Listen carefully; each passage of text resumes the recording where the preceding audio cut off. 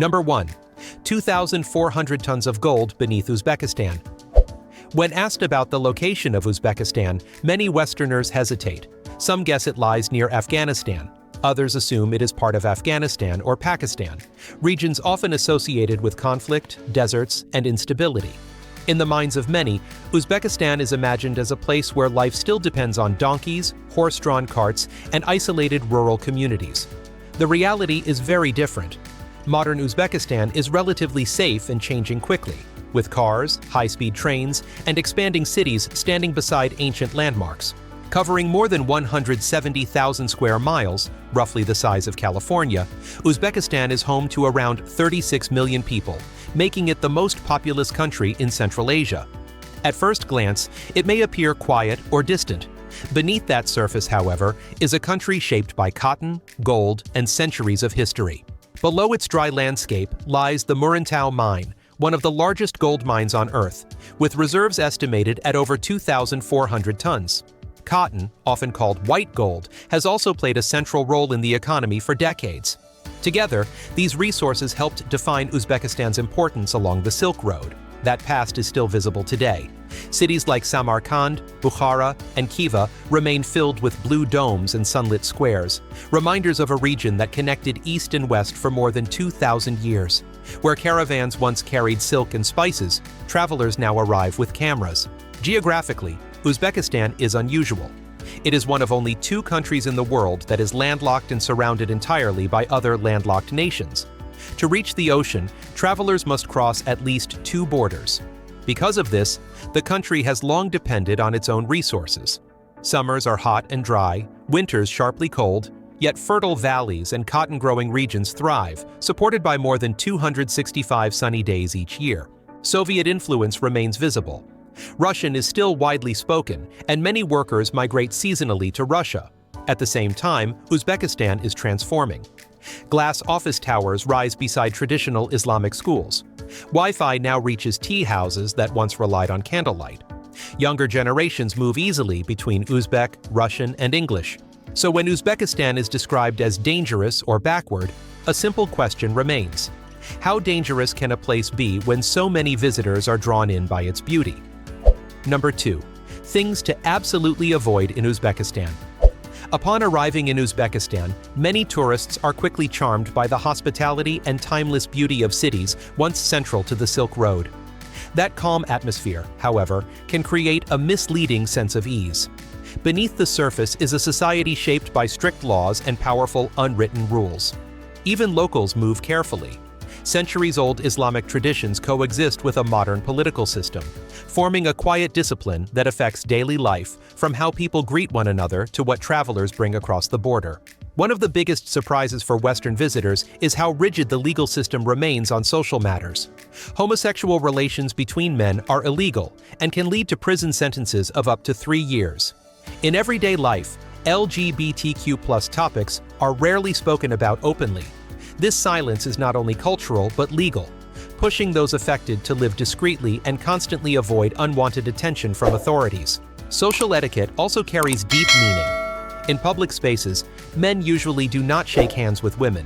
Instead, the respectful gesture is placing the right hand on the chest with a slight bow.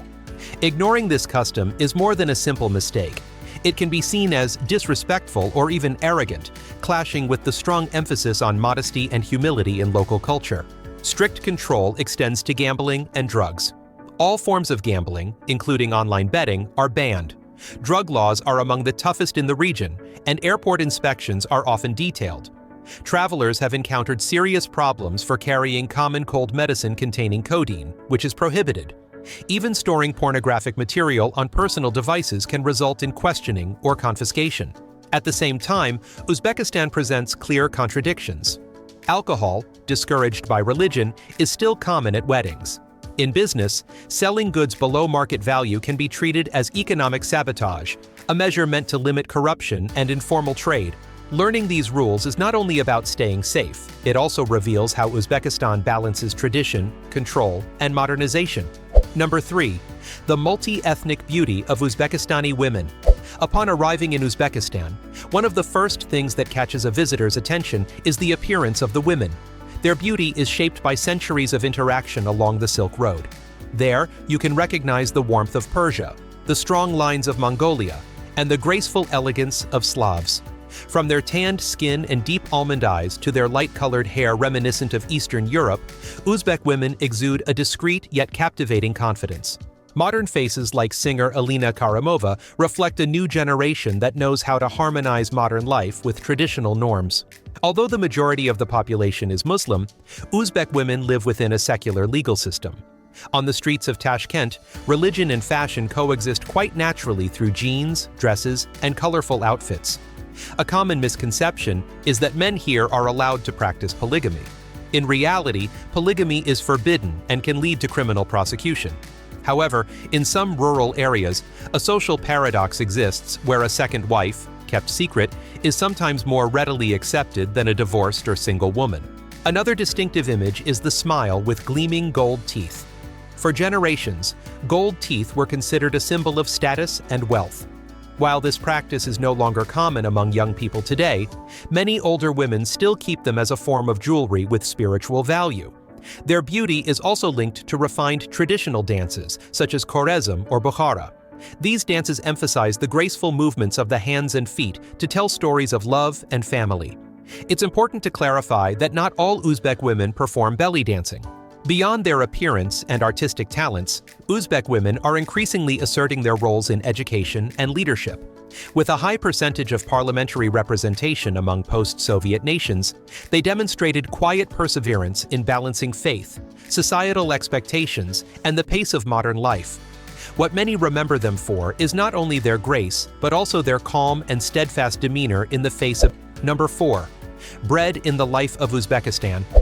In the United States, bread is simply a familiar food in everyday life. You buy it, put it in the toaster, eat it quickly, and then move on to other things. But in Uzbekistan, bread has a completely different meaning. It's not just food, it's almost considered sacred, linked to life, family, and faith. People call bread naan and believe it's a gift from God. Therefore, dropping bread on the ground is considered taboo.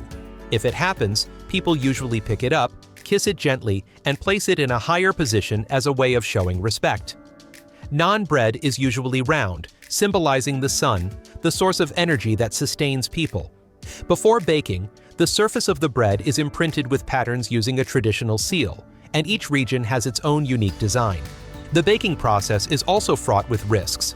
The baker must lean close to the blazing tandoor oven, where temperatures can range from 400 to 700 degrees Celsius, and press the bread against the oven walls. Just one misstep carries a high risk of severe burns. This job is as dangerous as you might imagine, and even more so. Bread also features in many important life rituals. At weddings, families often pray together and share bread with the belief that the recipient will have good luck or soon find love. When a child is born, sometimes a loaf of bread is placed under the pillow as a wish for a prosperous future. Before enlisting in the army, young men only take a small bite and leave the rest at home, as a promise to return safely to eat more. In Uzbekistan, hospitality also begins with bread. Whether acquaintances or strangers, guests are usually offered a piece before any other conversation. Therefore, Tashkent is sometimes called the City of Bread. During World War II, when famine was widespread, its people shared what little they had, mostly bread, with refugees from across the Soviet Union. For Uzbeks, bread is therefore more than just food. It is like a blessing, a bond connecting people, and a simple message that no one should eat alone. Number 5. Traditional Uzbek sauna. If you truly want to understand Uzbekistan, perhaps you shouldn't start with museums or grand squares, but rather with steam. Hidden behind the characteristic turquoise domes is the hammam tradition, a public bathhouse with a history spanning hundreds of years. It's not simply a place to cleanse the body, but an ancient ritual where people purify both body and spirit in a unique Central Asian way. Imagine opening a thick wooden door and stepping into a stone space where the scent of soap mingles with warm steam. Soft light filters through star-shaped openings in the dome, reflecting onto the heated marble surface. Bori Court in Bukhara, built in the 16th century, is one of the oldest Islamic bathhouses still in operation today. For the locals, leaving the hammam isn't just about being cleaner, but about feeling reborn. In Uzbek life, hammam is also a space for rejuvenation and social connection. Men and women bathe in separate areas. The men's area is often filled with conversations about work or current events, while the women's area is bustling with laughter and the scent of roses. Many important conversations are shared in the steam rather than in tea houses or cafes. The bathing process follows clear steps. First, warm water softens the skin, followed by exfoliation with rough goat hair gloves. Next, olive soap is applied with slow, relaxing massage movements to relieve stress. Finally, cold water is poured over to awaken alertness. The experience usually concludes with a cup of strong herbal tea, enjoyed on the warm marble floor. Historically, hammam is associated with religious purification rituals and traditional medical beliefs. Caravans on the Silk Road used to stop here to recuperate before continuing their journey across the desert. Although restricted during the Soviet era, many of the ancient bathhouses have been restored today with soft lighting and intricate tile patterns. Besides hammam, Uzbekistan is also famous for its desert sand baths in the Aral Sea, where the mineral-rich sand is believed to aid in the treatment of bone and joint problems. All of this contributes to a unique health and wellness tradition of the country. Number 6. When an entire sea disappears. If you've ever visited the small town of Moak in northwestern Uzbekistan, your first impression might easily evoke a post-apocalyptic film. Rusting ships lie abandoned on the dry, hard sand. The only surroundings are wind, emptiness, and an indescribable silence. Incredibly, this was once the Aral Sea, a vast body of water spanning over 26,000 square miles and once ranked as the fourth largest lake on the planet. For decades, the Aral Sea provided a livelihood for over 100,000 people. Fishing flourished, ports bustled, and the local economy depended directly on this body of water. Everything began to change in the 1960s, when the Soviet Union decided to divert the Amu Darya and Sayr Darya rivers to serve irrigation projects for millions of acres of cotton fields. An ambitious agricultural plan quickly led to one of the most severe environmental disasters of the 20th century. As the sea receded, the fish disappeared. Moak, once a bustling seaport, became a town in the middle of the desert. Today, its population is only about 18,000 people, mostly elderly or those engaged in low-wage jobs such as caring for the elderly, small-scale livestock farming, or working in textile factories. The disappearance of the sea not only wiped out livelihoods, but also completely altered the local climate. Summer temperatures can now reach 122 degrees Fahrenheit, approximately 50 degrees Celsius, while winter temperatures can drop to 40 degrees Fahrenheit, approximately 4 degrees Celsius. Without the large body of water to regulate the temperature, the environment became harsher and more difficult to survive. Huge dust storms began to appear, carrying fine particles hundreds of miles away. This dust contains pesticides, fertilizers, and even traces from Soviet-era chemical weapons testing programs. As a result, respiratory illnesses, immune disorders, and cancer have increased dramatically. The rate of esophageal cancer in this area is recorded as 25 times higher than the global average. The Aral Sea tragedy is a clear warning that nature cannot be exploited indefinitely without consequences. Today, other places like the Dead Sea are also shrinking as rivers are diverted to serve human needs. In the last 2 decades, the world has lost more than 1,500 square miles of coastal wetlands, equivalent to about 560,000 football fields. What was once teeming with life is now desert and rusting ships, a silent reminder of human decisions. Number 7. Suzani, Uzbekistan's living heritage. Along the magnificent Silk Road, there is a treasure not made of precious metals, but of tens of thousands of stitches embroidered with vegetable threads. That is the Suzani. For the Uzbeks, a Suzani is never just a decorative item. It is seen as a living entity, an invisible shield, and the most complete record of a woman's life. The process of creating a Suzani is a coming-of-age ritual requiring unwavering perseverance. From around the age of 5, girls begin learning their first embroidery stitches from their mothers or grandmothers. For the next 13 years, a girl will spend tens of thousands of hours completing over 50,000 tiny stitches. When the Suzani is completed at the age of 18, it is not just a handcrafted product, but a testament to her patience and readiness for married life. Each motif on the Suzani carries its own meaning. The pomegranate represents fertility and abundance. The blooming flowers symbolize love and happiness. The sun and moon signify protection and safeguarding of the home. A special detail is that the embroiderer always leaves a small, unfinished corner. According to ancient beliefs, absolute perfection can attract evil, so the unfinished embroidery represents humility before nature and helps ward off misfortune. The most sacred value of the Suzani appears on the wedding day. The fabric is wrapped around the bride and placed on the wedding bed as a spiritual shield, carrying wishes for a happy married life. For over 1,000 years, the Suzani has maintained its role as a connecting thread between generations of women. That is also why, even in modern homes, the Suzani is still displayed in a prominent position, where the mark and spirit of Uzbek women continue to be present through each thread. Number 8. Uzbekistan's 4,000-year-old textile techniques. If one had to choose a fabric that best reflects the soul of the Uzbek people, it would be ikat, also known as abor, meaning cloud.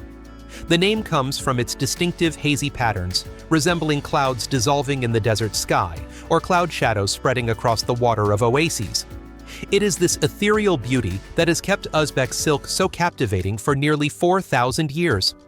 These hazy outlines are not due to a technical error, but rather the result of an extremely complex weaving method. Instead of dyeing the fabric after weaving, ikat weavers dye each thread individually beforehand. They tightly bind the threads to prevent the color from seeping into specific areas.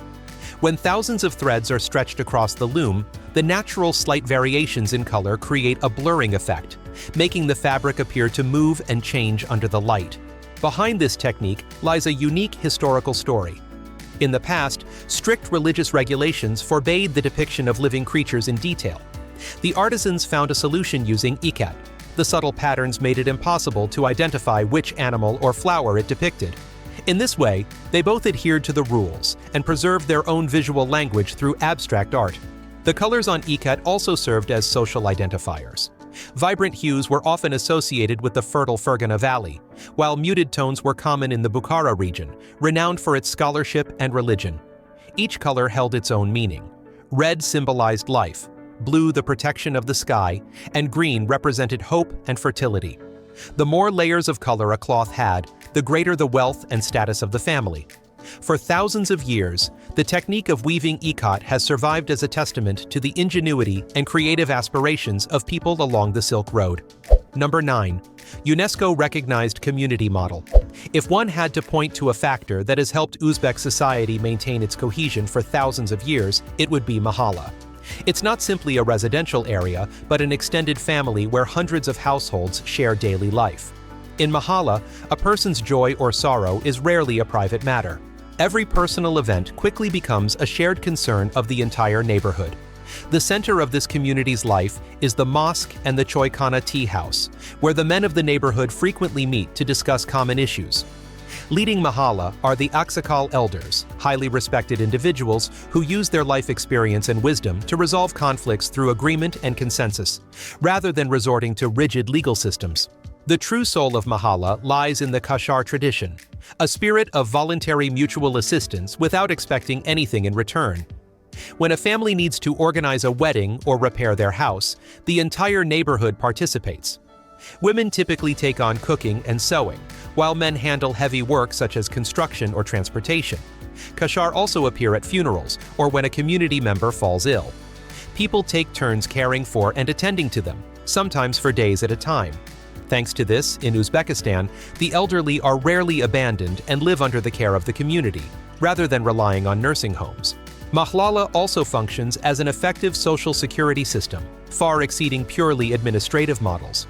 Road repairs, small bridge construction, or fundraising to help needy families are discussed and implemented quickly through meetings at tea houses. This self-governance has helped Uzbekistan address many infrastructure and healthcare issues, especially during a period of limited state resources. Children growing up in mahalla are protected not only by their immediate families but also by their neighbors, learning moral values and compassion through everyday interactions. Thanks to these profound humanistic values, the mahalla system has been recognized by UNESCO as an important intangible cultural heritage and has become a prime example of a community-based civil society. Number 10. 4 legendary cities of Uzbekistan. If Uzbekistan were an ancient crown, these 4 legendary cities would be its most precious jewels. Each city possesses its own unique color, personality, and reflects a different facet of the Silk Road. Samarkand is the first and most breathtaking jewel. The city is defined by its grandeur.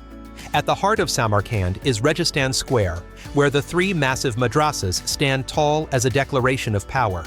The most striking feature is the blue of the tiles. Under the midday sun, this blue glows dazzlingly. As dusk falls, it transforms into a mysterious, deep purple. From the Shah Izindatum Avenue to the Bibi Khanum Mosque, every structure in Samarkand is built to display supreme power, making one feel small before the ambitions of the empires that once existed there. In stark contrast to this, ostentation is Bukhara, a city of balance and depth. This place stands out with its warm golden hues of ancient bricks and its tranquil atmosphere. The Kalyan Tower rises high as a rare historical witness to the Mongol conquest. The terracotta bricks in Bukhara are arranged so exquisitely that they exude elegance even without vibrant colors. This city was once a major center of knowledge, where a slow pace of life blended with the solemn atmosphere of ancient schools. If Samarkand represents power and Bukhara balance, then Khiva is like a time machine. This is the only city in Central Asia that remains entirely within an ancient mud wall approximately 10 meters high. Upon passing through the Ichin Kala Gate, the modern world seems to vanish. There are no car noises, only narrow pathways leading through 51 ancient structures. The most striking is the Juma Mosque, with its 212 intricately carved wooden columns, some of which are over 1,000 years old. Khiva is like a historical film unfolding before your eyes, where time seems to have stopped in the 18th century. The journey concludes in Tashkent, a modern and surprising capital. While the three previous cities exude an ancient atmosphere, Tashkent resembles an underground art gallery. Its subway system is unique in Central Asia, and each station is designed like a museum, featuring marble, crystal chandeliers, and diverse artistic themes. From the cosmic-inspired Kosmonaftlar station to the vibrant Chorsu market, Tashkent is a crossroads between past and future, bringing to a close a memorable journey on the Silk Road. Number 11. The culinary heart of Uzbekistan. Upon arriving in Uzbekistan, you'll quickly realize that the people here don't simply eat. They consider eating a celebration. From bustling markets and courtyards to small street corners, the sounds of sizzling oil, meat burning over fires, and the aroma of grilling fill the air, as if the entire nation were cooking a communal meal.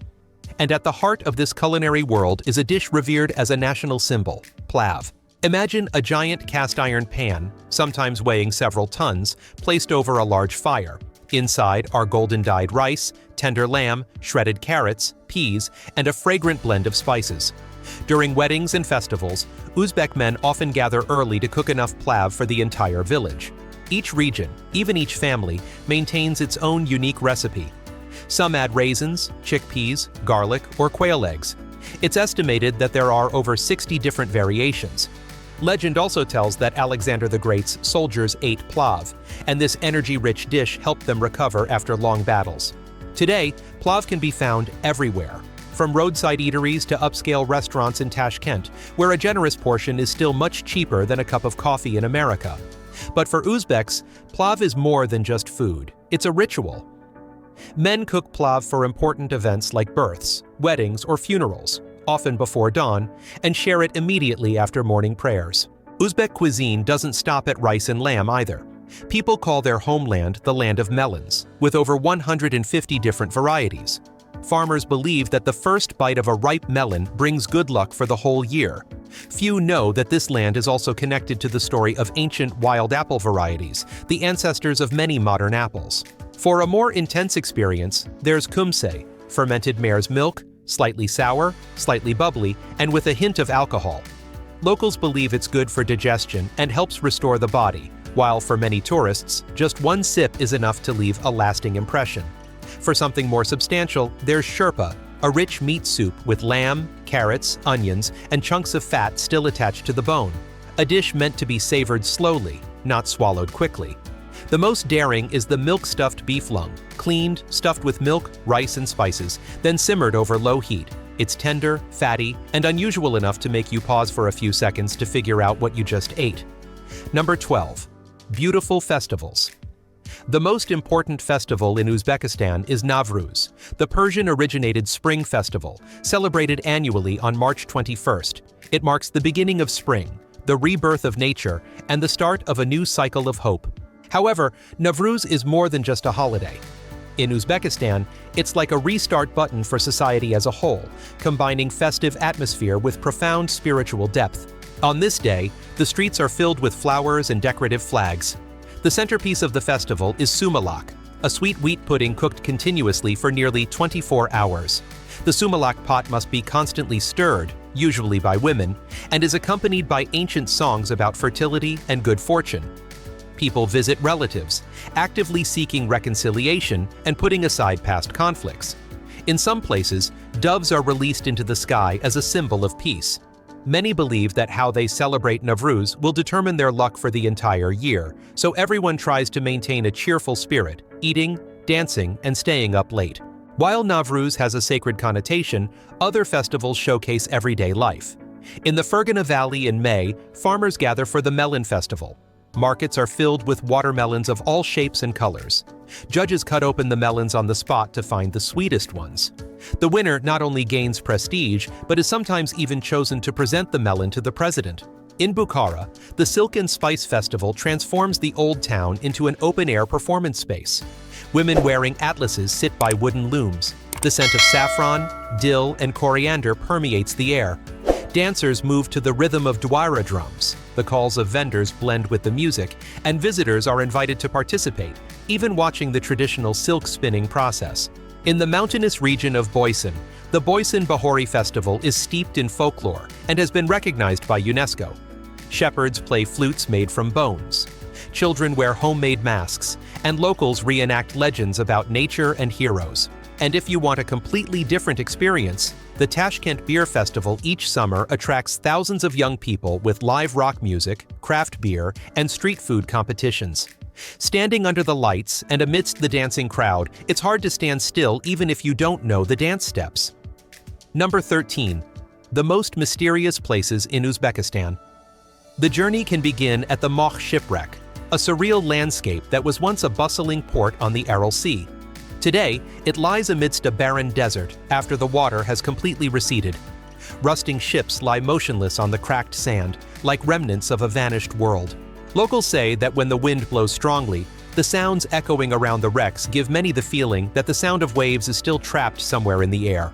Heading south, deep into the Boise Mountains, lies the Dark Star Caves, considered one of the deepest cave systems ever recorded. Its length exceeds 17 kilometers, enough to swallow up light and disorient anyone who enters.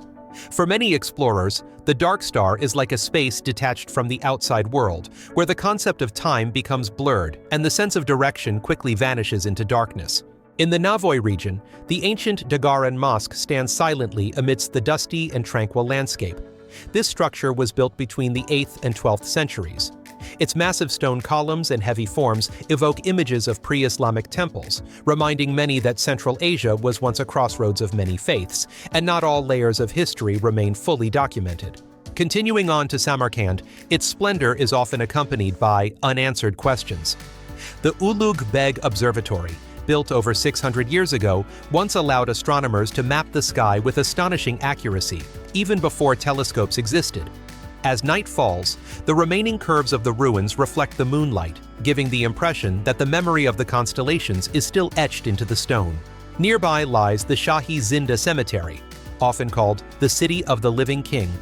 The turquoise domes and exquisite sapphire tiles set this place apart. Legend says that Kusam ibn Abbas, a cousin of the Prophet Muhammad, is buried here. However, whispered among the locals, another story is told that he never actually died, but merely descended into the earth to continue his spiritual protection of Samarkand. Number 14. Things tourists need to know. Traveling to Uzbekistan is not just about sightseeing, it's about stepping into a society governed by centuries-old rules of etiquette. To avoid feeling awkward, the first thing to learn is how to use your hands. Here, the right hand holds the highest degree of respect. When greeting a man, use your right hand to shake hands and gently place your left hand on his elbow, a sign of friendliness and goodwill. Uzbeks are very hospitable, and invitations to tea often come unexpectedly. When entering someone's home, remove your shoes and observe how the host serves. Don't be surprised if the tea is only half filled. In Central Asian tea culture, pouring less indicates a desire to prolong the conversation. Conversely, if the teacup is full, it's a subtle way of signaling that the meeting should end. Drink tea slowly, eat leisurely, and try not to refuse food. Finishing your portion is the most polite compliment you can give to the host. In bustling bazaars like Chorsu, buying and selling is a form of social interaction. No one expects you to accept the first price immediately. Bargaining here is seen as a pleasant conversation. Start with a greeting like "Salom," compliment the item, and then offer a price 30 to 50% lower with a relaxed attitude. When both parties reach an agreement, a handshake and a smile is the best way to conclude the transaction. However, whether in the market or at mosques, always be mindful of modesty. Clothing should cover the shoulders and knees, and avoid overly short clothing to show respect for a culture that values humility. Finally, be cautious when using a camera.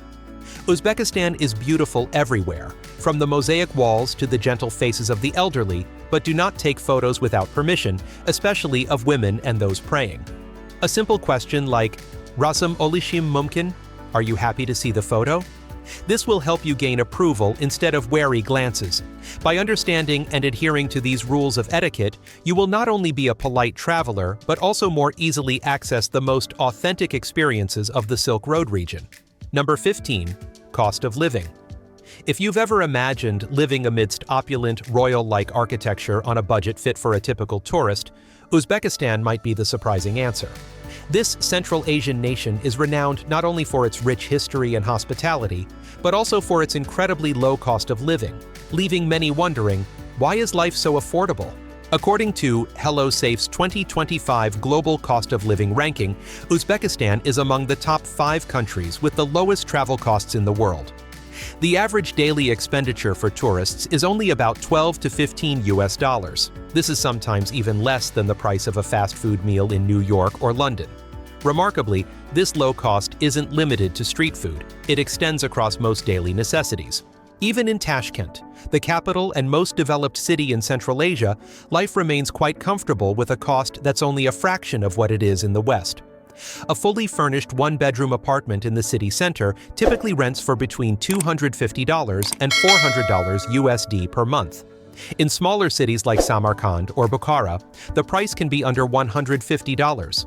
Basic utilities like electricity, hot water, and internet usually cost between $40 and $70 per month.